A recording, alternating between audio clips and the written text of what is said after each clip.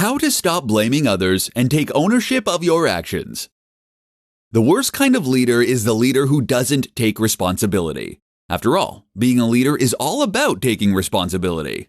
Unfortunately, this is something that many people still don't understand, and as such, they end up making their office less productive and a more stressful place to be. In this presentation, we'll look at how to flip this on its head and to become the fearless leader your team needs you to be.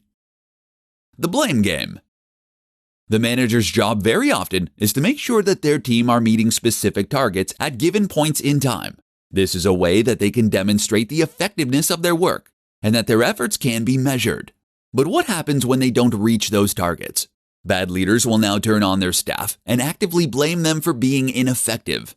They do this in order to save face and to avoid getting in trouble with their superiors and generally pass the buck.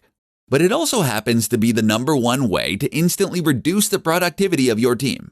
Why? Firstly, it means that your team now feels stressed knowing that they might get it in the neck for their work.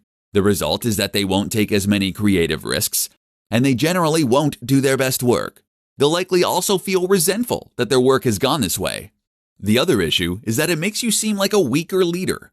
After all, if you can't take responsibility when things go badly, you also should get no credit when things go well.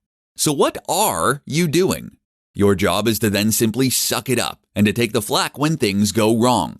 Recognize that this is your team, and if they aren't working to the best of their ability, then that is on you. Decisions. The other sign of someone who likes to shrink responsibility is that they refuse to make decisions. As soon as you make a decision, you take full responsibility and you commit to a certain path of action.